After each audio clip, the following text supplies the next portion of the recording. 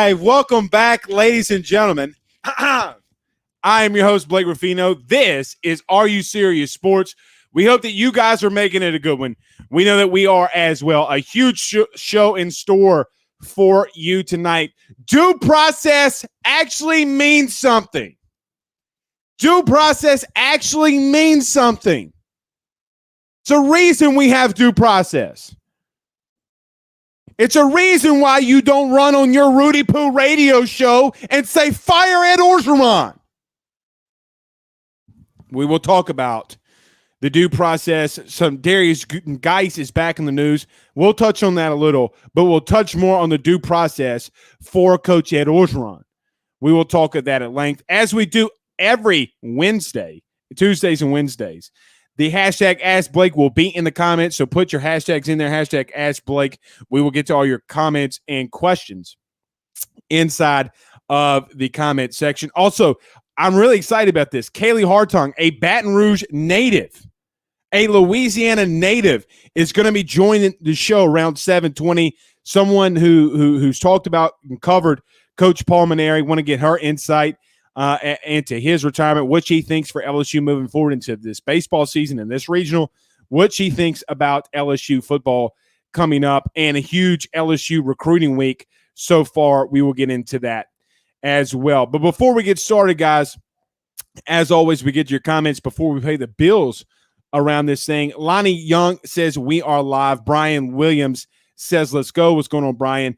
Danny Krantz says everyone hit that like and share. Yes. Everyone hit that like and share it to some Facebook groups, share via retweet that thing, share to your YouTube, to your Facebook, whatever. Share it. We greatly appreciate it.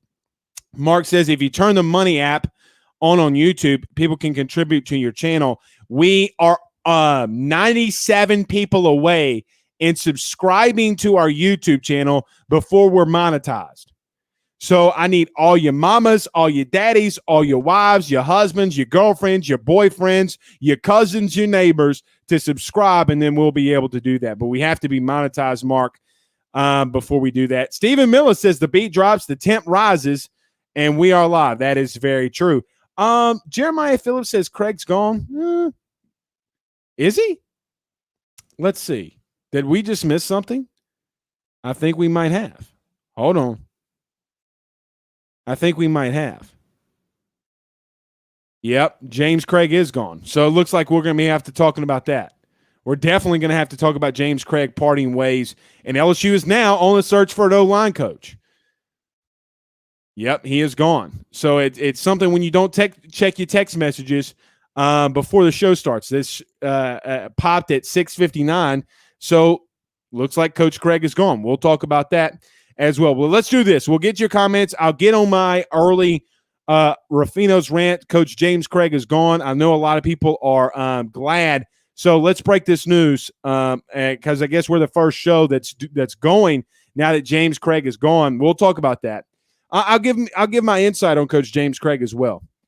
What I think. I'm going to have to do some digging after the show on that. No, I haven't heard anything. I'm going to be honest.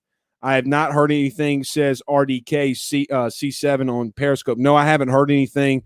We'll talk about it. So let's pay very quickly. Let's pay some bills around this thing, and then we'll talk about Coach James Cregg and due process prevailing. But none better than our good friends over at GM Varno & Sons. GM Varno & Sons has faithfully been serving your Denham Springs and Baton Rouge area for over 62 years. With their highly trained technicians, there's absolutely nothing that they can't do. RV repair, big rig overhauls, motorhome chassis, routine maintenance, tire rotations, tire sales. No job is too big or too small over at GM. Give them a call today at 225-664-9992. That's 225-664-9992. And tell them your good friend, Mr. Blake Ruffino at AYS, sent you on by. And our good friends over at betonline.ag. Guys, as the mobile app is working and it's going to be big, and gambling in the state of Louisiana is going to be so huge. Get over to betonline.ag for your news, scores, odds, and updates. Let them know your good friend, Mr. Blake Ruffino at AYS, sent you on by, and we would greatly appreciate that. Okay, let's do this. I did not play the video, so let's do this. I just sent out a text about Coach James Cregg. No, I did not hear that. I did not hear that he was stepping down and going to be parting ways from LSU. So I'm going to get some quick information on James Cregg. Hopefully it comes during the show that he steps down. Just got the notification, says Jessica Landis Hood. I appreciate that. Look, very quickly, I know that Coach James Cregg has gotten a lot of heat. Something had to have happened here. This is just off the cuff. Don't know. Going to have to get some more sources after the show on this. So I'll be the first to tell you, and you guys, look, I'm going to tell you like it is. And when I don't know something, I'm not going to run out here and tell you. He did take a lot of heat, though. He did take a lot of heat when it comes to LSU fans, when it comes to recruiting. It just taking a lot of heat from LSU fans. Look, I am not.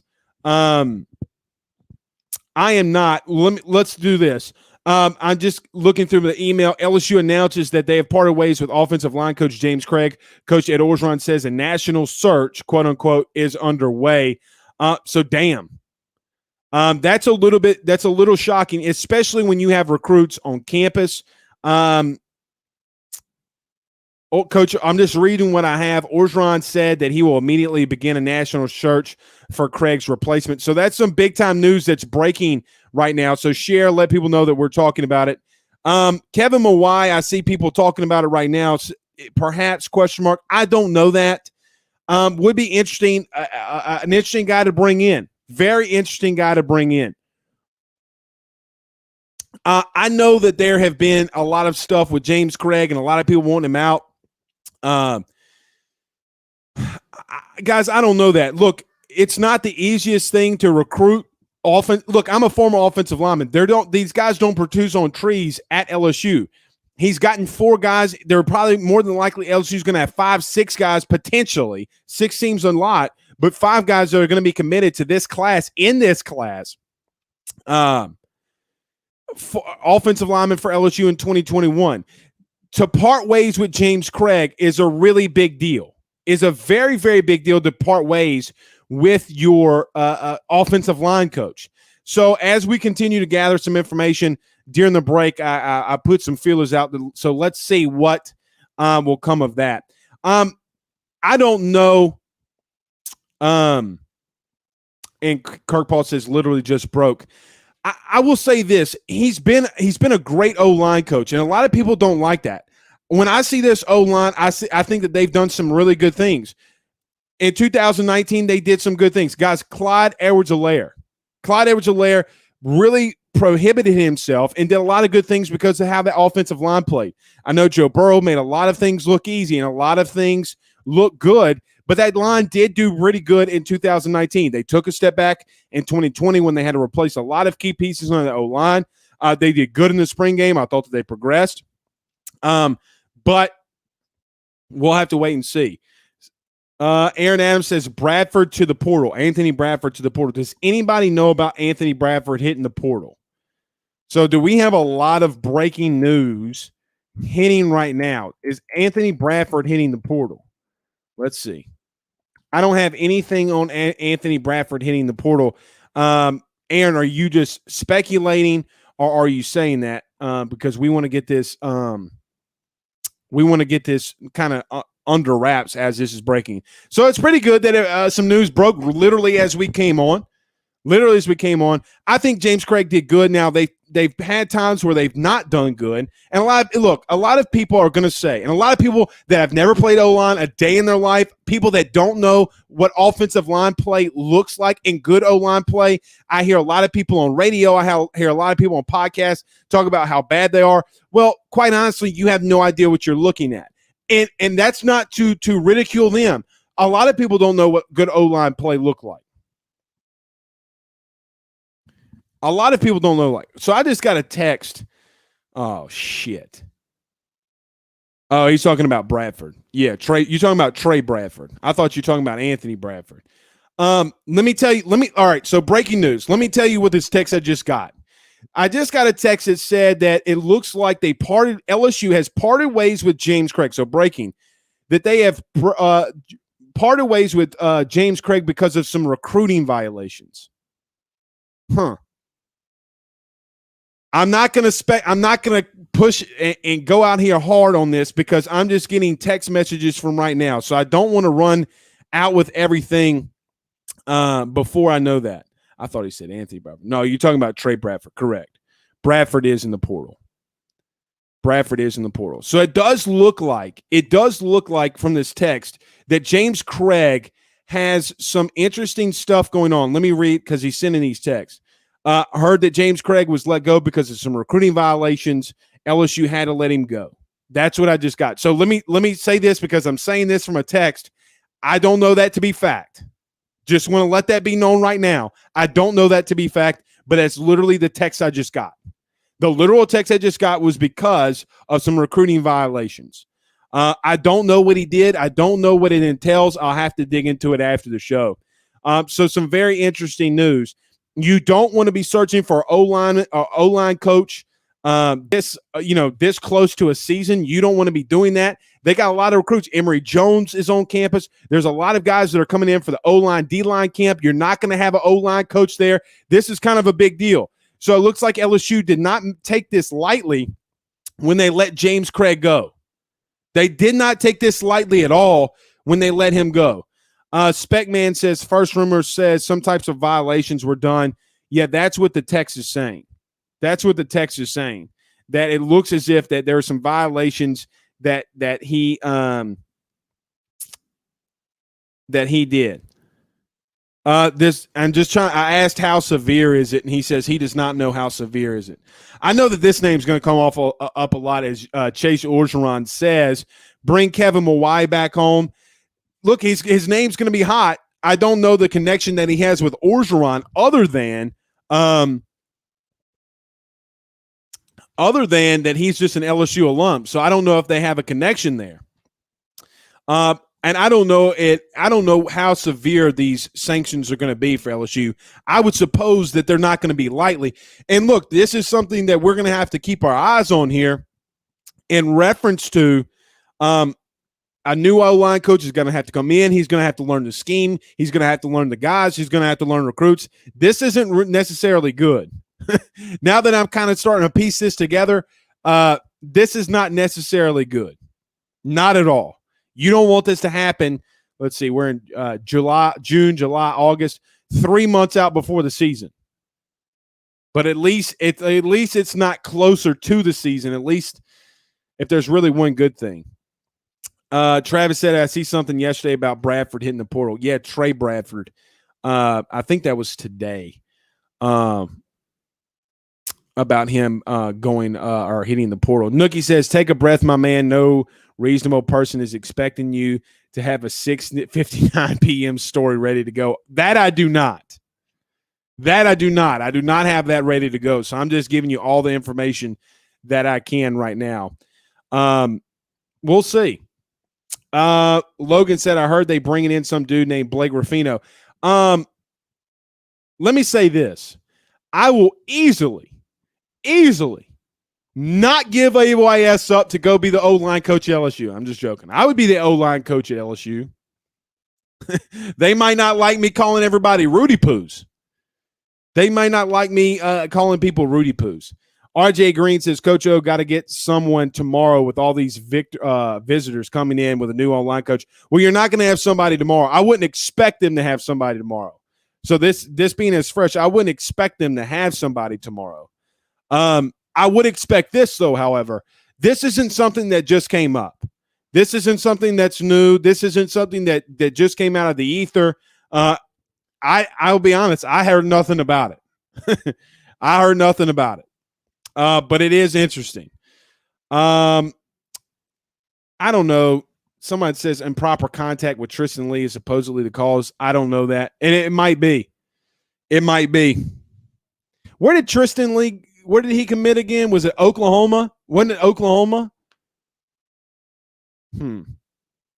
Improper violations. He couldn't see any kids. He didn't go see kids. Maybe that's it. Maybe he did go see Tristan Lee.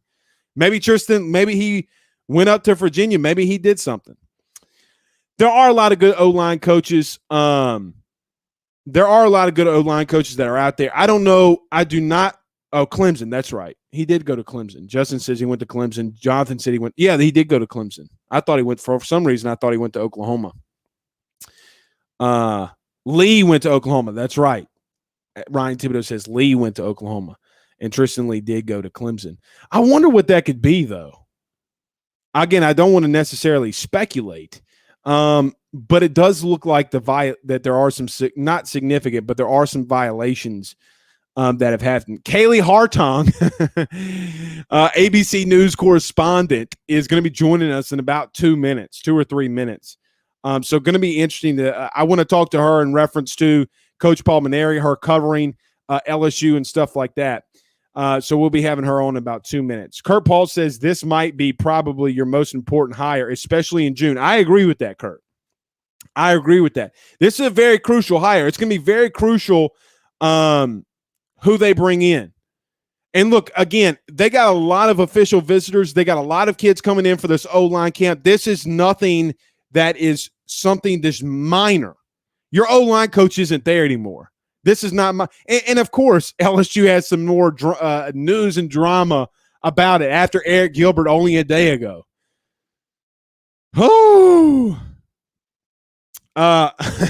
Tiki Tacky Taco on YouTube says, Coach O can't catch a break. Sheesh. No, he can't.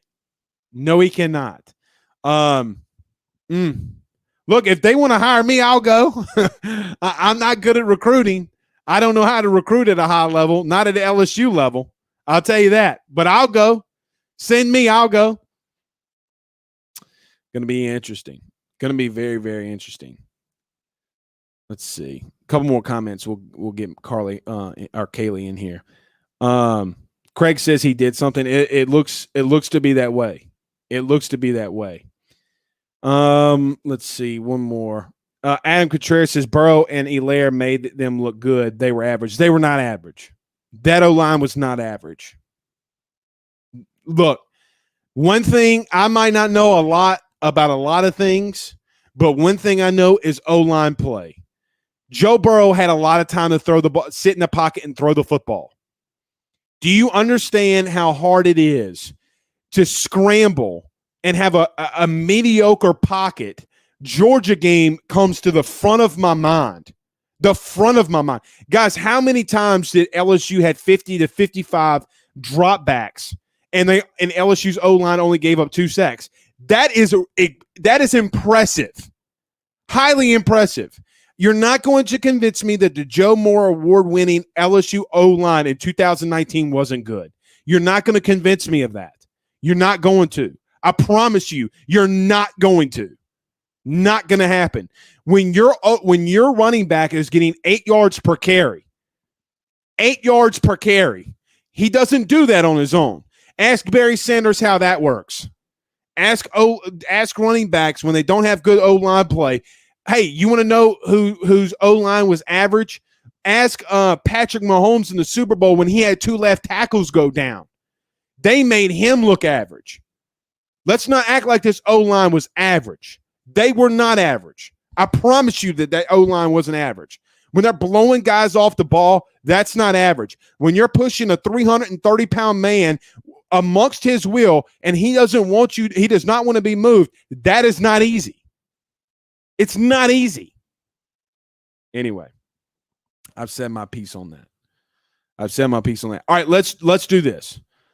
Valil Fahoko says, what's up, AYS Sports? Valil, how are you doing tonight, good sir? Nookie says, how often does a coach get fired for recruiting violations? Not a lot. All right, let's do this. Let's get to a very, very quick break, and then we'll get Kaylee in here. Guys, you got to go see my good friend, Mr. John Patton, over at GMFS Mortgage. Guys, if you're thinking about buying a new home, saving money on the mortgage that you have now, or even doing that cash-out refi, the timing has never been better. Get in touch with John Patton from GMFS Mortgage today, 225-614-1234. That's 225-614-1234. Tell him your good friend, Mr. Blake Ruffino at AYS, sent you on by. Give him an email. Shoot him an email, jpatton@gmfslending.com. That's jpatton@gmfslending.com. GMFS, they're changing lives. Okay, let's do this. Let's give Miss Kaylee Hartung a phone call here. and let's talk to her.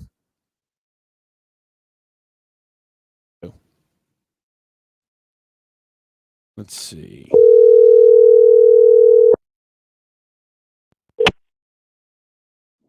Hi, it's Kaylee. Kaylee, Blake Ruffino, AYS Sports. How you doing tonight?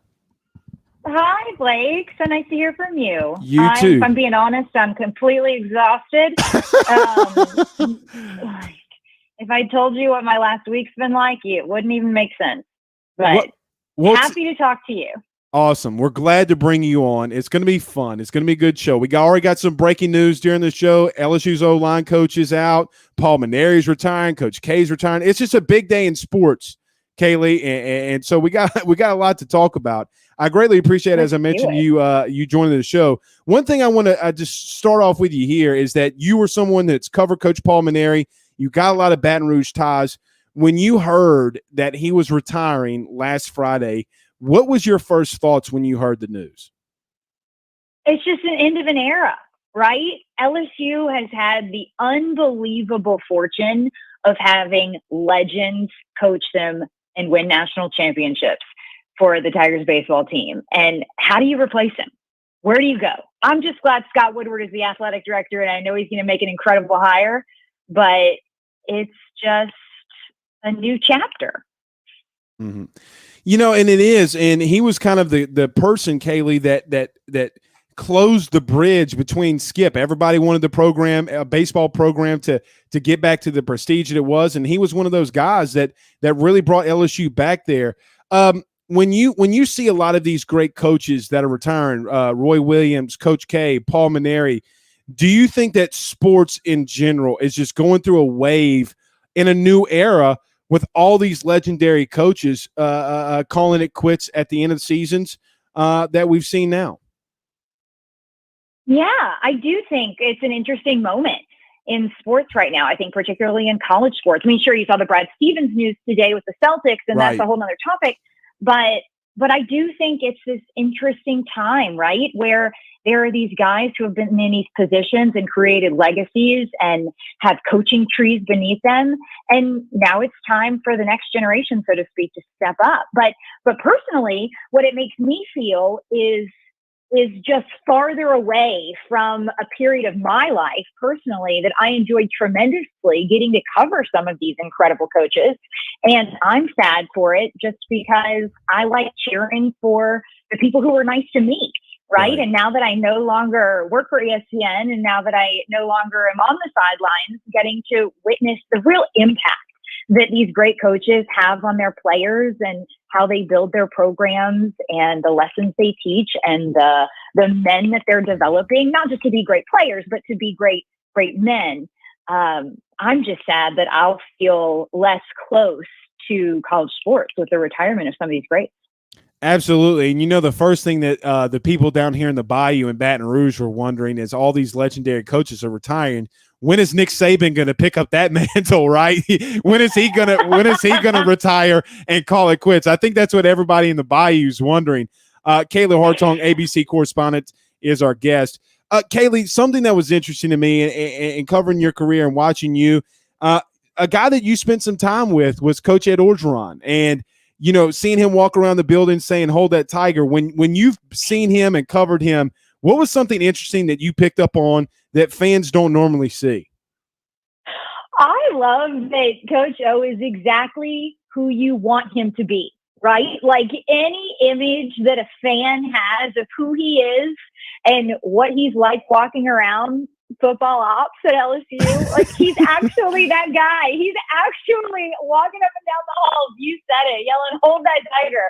And he's dead serious about it. You know, I got to be around Ed at a really interesting time for him. I worked the first game where he was the interim head coach for LSU, and I worked his first game where he was the head coach for LSU. And just to see the pure joy that earning that job gave him and how much it meant to him, you know, to be a son of South Louisiana, like for you and I, that's not lost on us, right? That this is the perfect school at the perfect moment for him. And thank God he got that perfect season, because nobody can ever take that away from him. And I don't know that that season would have been what it was without him. And I don't know that that season will live in the special place it will hold in LSU football fans' hearts forever if it wasn't for him. Yeah, and that's interesting because, as a kid or somebody from our state, we always grow up wanting to be that prestigious figure at LSU, wanting to always show pride. We're very prideful people, and he's able to embody what we've always wanted to do. Was there something that during that magical season that you saw that you thought that maybe should have been chronicalized or talked about more, that maybe wasn't, and that always sticks out to you in that perfect season in 19? I mean, of course, the offense was the story of the season, right? And Right. Joe Brady has become a great friend of mine, and I will give that guy all the credit he deserves. But I just hope that the casual fan recognizes how much credit Steven Sminger deserves for what Right. happened in that season. He was a real teacher to Joe, and Joe is always the first one to give credit where credit is due. But there was also such a great staff there, right? Like, I'm so glad to see DJ now back in a role where Right. he was so integral behind the scenes to the work that was going, and people didn't know DJ Mangus's name. Now they do. Now they will, because those guys all worked so cohesively. I mean, he and Joe go back to being college buddies. I mean, the first night I met both of them, I met them together, and it was before that season started. It was when they just gotten to Baton Rouge, and they were wide-eyed and they were excited, and I was excited for them. But the way everyone worked together and contributed to that greatness is what should not be lost on anyone. Absolutely. And something interesting about just the storylines and everything that happened in that season, and then all of a sudden COVID, and then the complete 180 happens, and now we're getting closer back to normal. It's going to be interesting to see how that happens. A little off the LSU beaten path, Kaylee, I got to ask you this. Is there one person in sports, is there one person that you cover, maybe not even in sports, or that you've talked to that it was like maybe your funnest moment, your favorite moment that you can recall, that when someone asks you, hey, Kayla, who was your favorite interview? What was your favorite story? Is there something that comes to mind when someone asks you that question? I mean, there's nothing I love more in covering sports than getting to cover LSU. You know, I always say I came at that job as a fan first, because I was born and raised in Baton Rouge, because my mom worked for the Athletic Foundation, because I grew up around the programs. Shaq was the first athlete I ever knew existed. And I legitimately thought he was superhuman as I was like 3-4 years old, going to my first LSU basketball games in my little LSU cheerleading outfit, and then I got to witness the greatness of LSU baseball through the 90s. And then, of course, being an LSU football fan. So there was nothing more fun for me covering sports than going home and actually getting to cover the team that I love to cheer for. Because at the end of the day, talking about sports is talking about passion that the players have to play the game, that the fans have to support the team they love and to watch the game, and to just get to be a small part of the memories that people could have from moments that would bring them so much joy. And nothing would make me happier. I mean, I always took my job as a sports reporter as such an honor, because I got to be a part of the best moments in people's lives, right? And whether or not they remembered me being there, knowing that I got to witness moments that guys had worked their whole lives for up to that point for, that wasn't lost on me. That I might get to be the first person to really ask them to process an incredible victory. Like, how cool is that?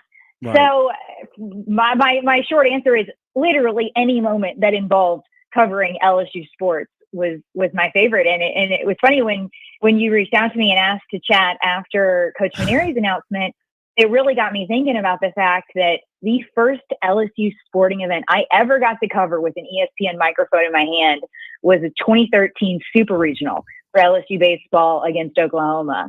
And it brought back just some great memories of one of my favorite teams I've ever gotten to cover.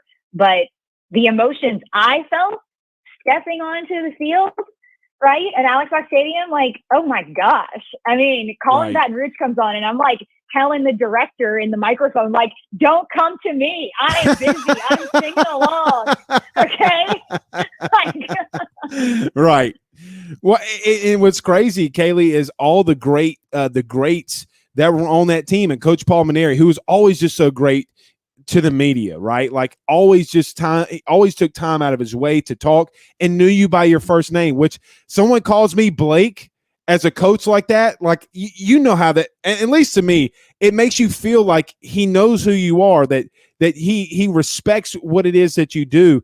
You talk about that 2013 team and that being the first time you covered. Aaron Nola was on that team. He was a sophomore. Oh my gosh, that must have been one team. Right, that must have been a hell of a season. Is there something that you remember from that team that always, as being that first time doing it, that you remember vividly? Oh yeah, I remember Alex Bregman swagger. That kid had right. He was like 17 and he'd just been named freshman of the year. And, you know, it's always a funny position for me to be in, as I'm meeting college athletes for the first time and I'm, you know, considerably older than them. And you get to have these interactions where you can tell a lot about the person they are, the confidence they have, and what that may translate to on the field. And I knew right away. I mean, from my very first interaction with Alex Bregman, I was like, this kid's got it. Like, he's just got it. He's got that X factor that is going to propel him to whatever he wants to do. But the other thing that I loved about that team, I love the seniors on that team. I mean, right. Mason Katz and Rafe Rhymes, oh my gosh, those guys were such great leaders, and their love for the program and for the guys around them. God, I wanted them to win Omaha so badly that year. Right. That just broke my heart when they went 2-0. I did not see that coming.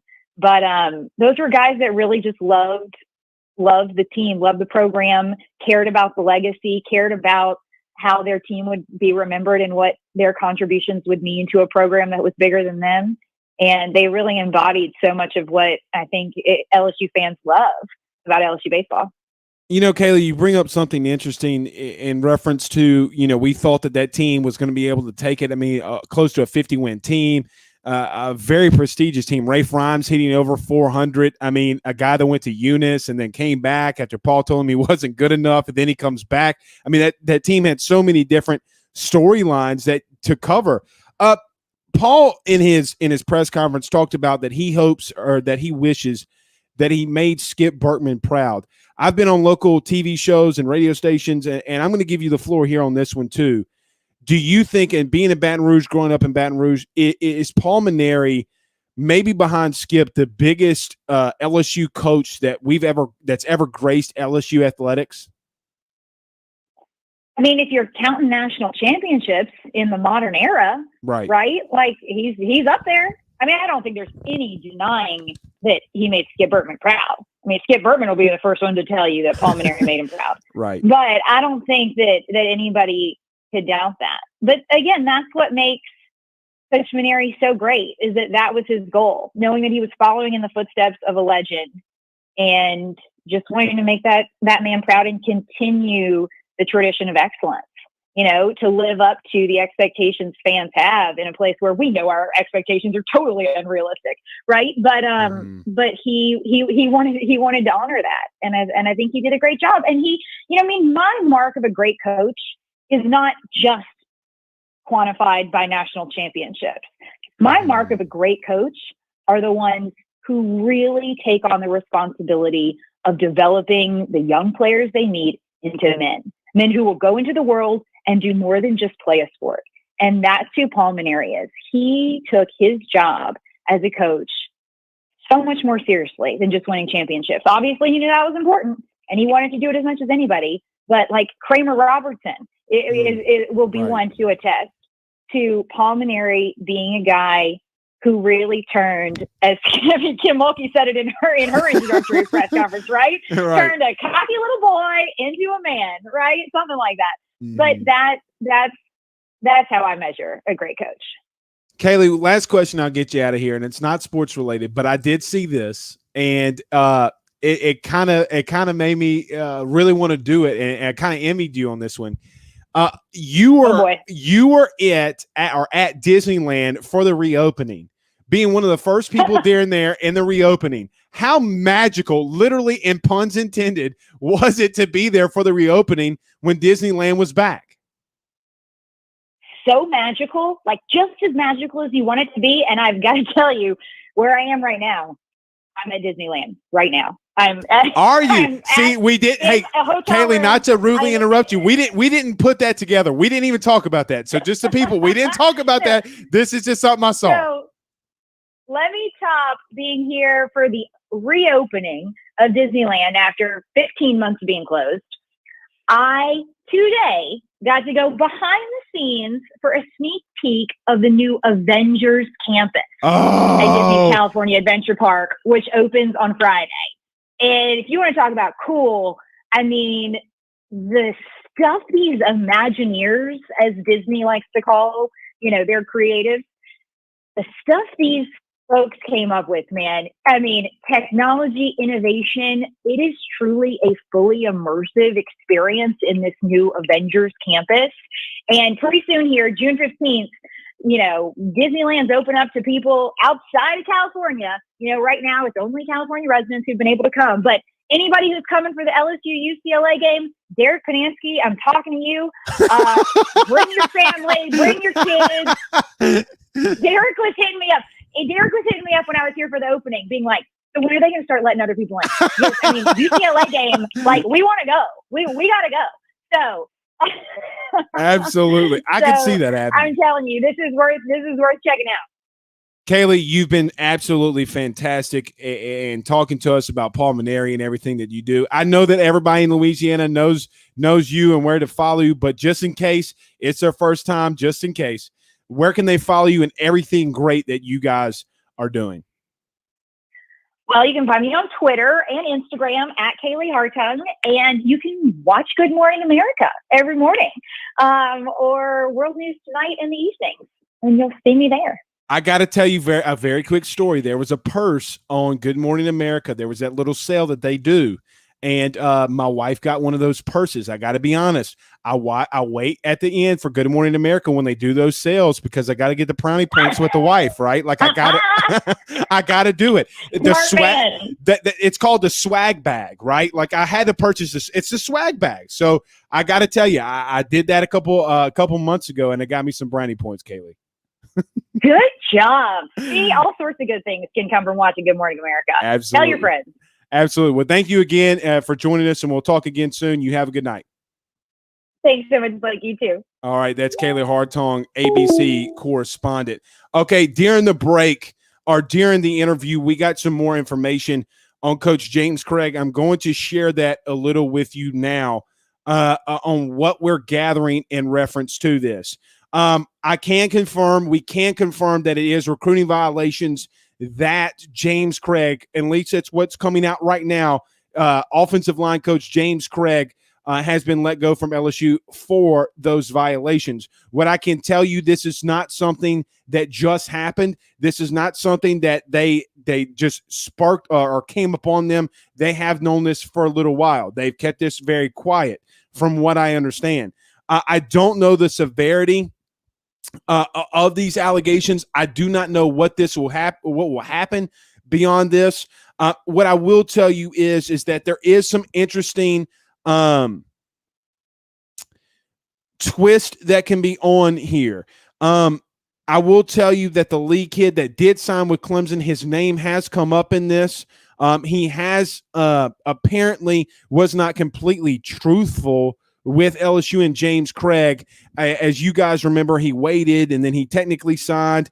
And so now there might have been some issues that happened with James Cregg and Tristan Lee among that. We're still waiting for that to be confirmed on that end as this continues to go on. What I will also tell you is that James Cregg and Ed Orgeron have obviously talked. From what we've gathered, James Cregg did not want to leave LSU, and that LSU had done some things to try to see if they could keep Coach James Cregg, but it does not look that they were able to keep him on staff. Ed Orgeron is really close with James Cregg. Coached with him at Tennessee, coached with him at USC, and then hired him when he became the head coach at LSU after one season. So it's really interesting to see what's going on here. I don't know if the NCAA is going to do anything about it. I do not know if any violations are going to come of this per the NCAA. Sometimes you might have a week ban. You might have this. If you fire a coach, something might not ever come of it. Bo Davis at Alabama is a guy that we all remember who got a show cause. Nothing happened to Alabama on that because they fired him, but they did give James or Bo Davis the show cause. So it might be from an individual thing if LSU can obviously prove that they did not tell James Cregg to go get Tristan Lee and talk to him or whatever recruit it might have been in those violations. I do think that this will be a James Cregg type of thing that I don't know how much ramifications that will come back to LSU. But if you're just joining us, if you're just hearing the news, LSU O-line coach James Cregg has been let go from LSU, which is a very interesting turn with that. Also, Kaylee Hartung was amazing, by the way. Kaylee Hartung was amazing.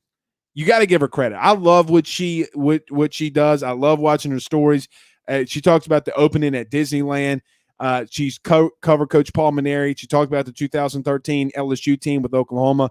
Just a great, great wealth of knowledge. A local girl who has made it to the pinnacle. Good Morning America.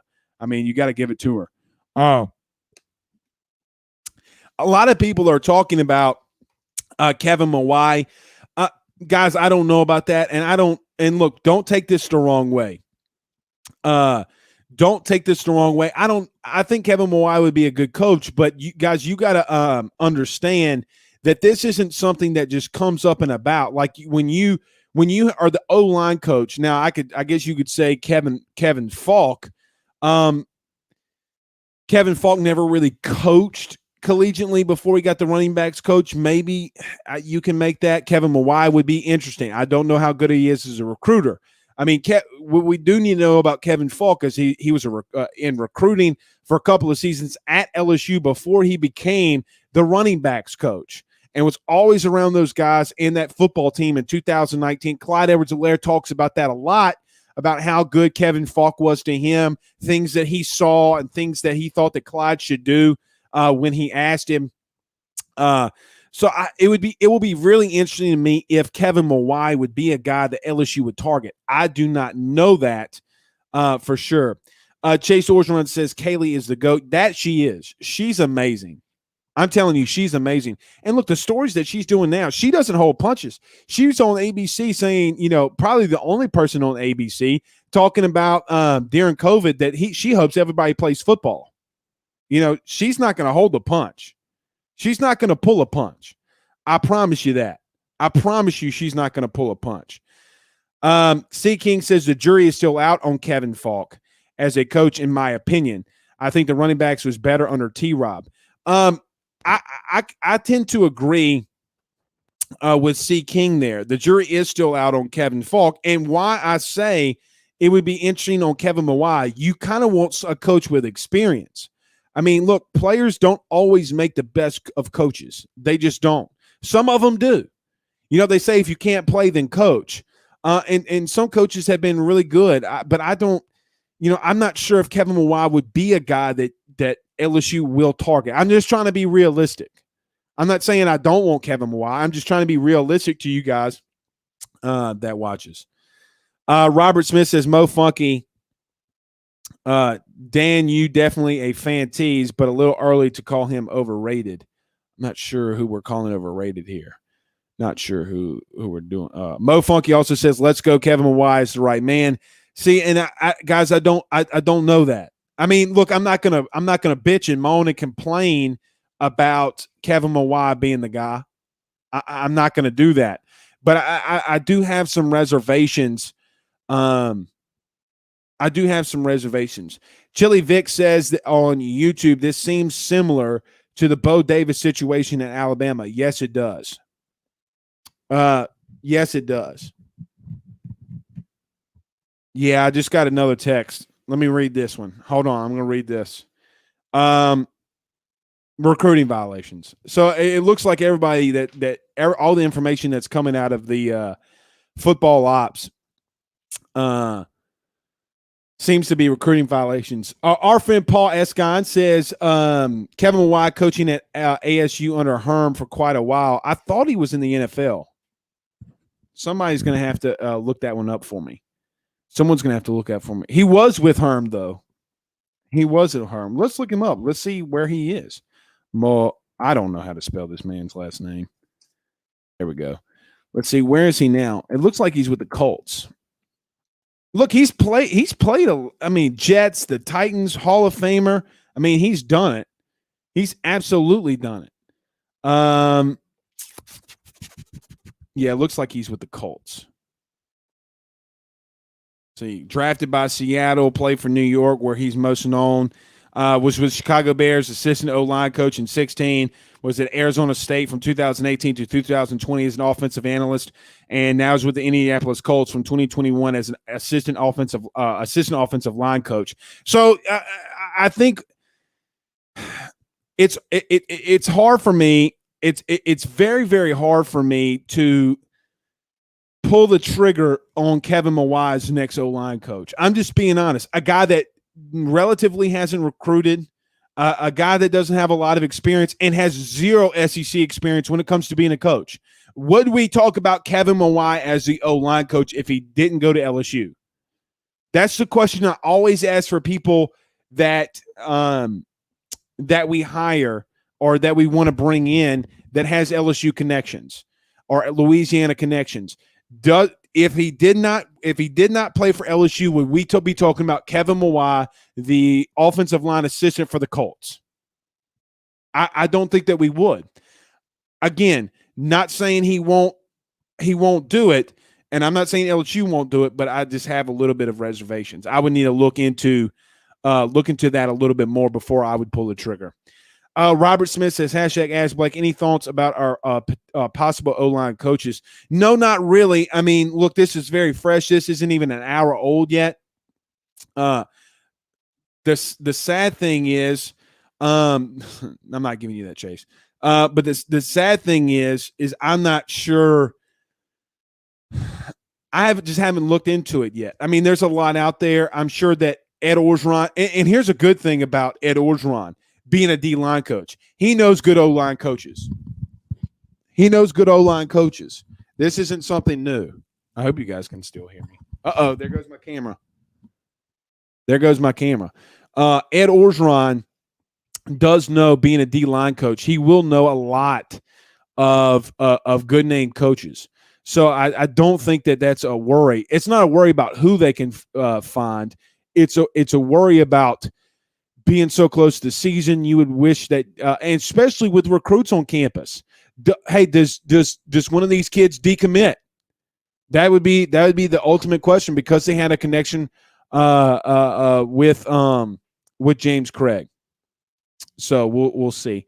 Mark says, okay, Blake, names some other O-line coaches. I'm not going to do that. I'm not going to do that yet, because I need to do some research. I mean, Rob Sale is a guy that's been at ULL. That would make a lot of sense.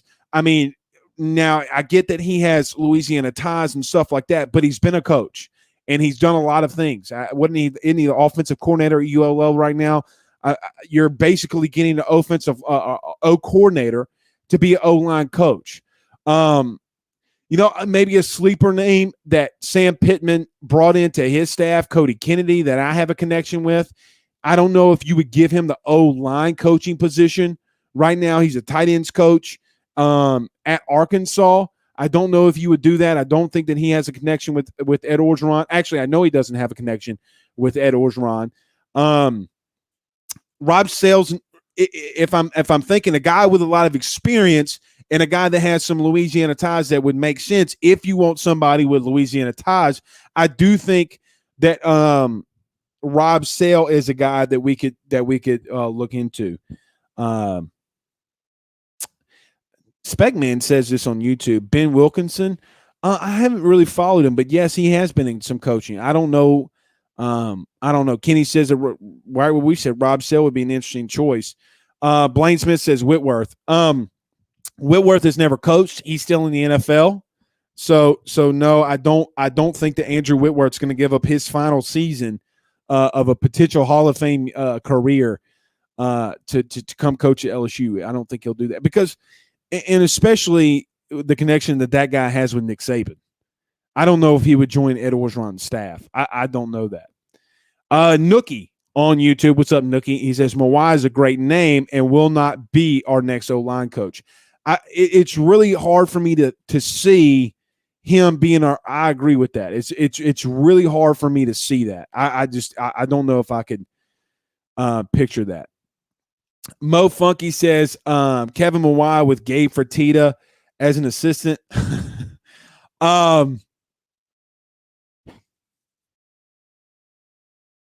Yeah, Gabe's not coming back to Louisiana. He's not. That's not going to happen. Paul Escon says Johnston Street College signed Stephen Miller. Hey man, you gotta make a living somehow. Robert Playson says I think they go get someone from Carolina who knows the system they run. That's a lot of coaches to go get from Carolina. It's a lot of coaches to go get from Carolina. I don't think that they'll do that. I think LSU can. And look, we got to, number one, we got to find out how serious these allegations are and how serious this will be. I don't think it'll be that serious. But man, it's just not something that you want to have. I'm not freaking out at all in reference to it. This has a very Bo Davis feel to it. But we'll have to get some more information on that. Aaron Felder says, let's pry Matt Luke away from Georgia. That's interesting. Now he does have a connection with Ed Orgeron. That's interesting. I think Matt Luke's a hell of an O-line coach and a hell of a recruiter. That's interesting now. That's interesting. That's very interesting. But what would make sense for him to have a lateral move like that? What's the sense in that? Money is not going to be a factor. I don't believe. Why would he come to LSU? I mean, Georgia. That would be the question. What would make him want to leave Georgia to come to LSU? Let's not say because it's LSU, because that guy has no ties to LSU. He's an Ole Miss alum, ex-Ole Miss head coach, goes to Georgia, and let's call a spade. They might win the SEC East this year. I mean, he's got one of the most cush jobs in America right now. Let's not get that twisted. I don't know if he would make a lateral move. Again, I think Rob Sell makes a little bit of sense if we're just spitballing off the top, not having him, not being able to get some sourcing on it.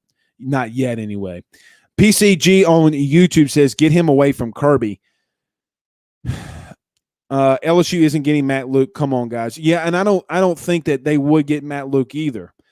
This is a lot of speculation that we're doing right now. A lot of speculation that we're doing. So if you're just joining us, if you hadn't heard, it kind of blew up the show. James Cregg has been released. Has been released from LSU. I'm kind of dumbfounded a little. I'm sure everybody else is a little dumbfounded. Nobody really saw this one coming. You know what? I think this is going to be also an interesting point from the aspect of, LSU already had the Our Lady of the Lake stuff going on, and I don't want to bring this up. And I wanted to talk about the due process and guys that didn't let due process play out. So let me say this. We learned today. Let me say this very quickly before we get off the show. We learned this today. If you do not wait for due process, and what happens 9 times out of 10, you're going to look like an absolute fool. You're going to look like a fool.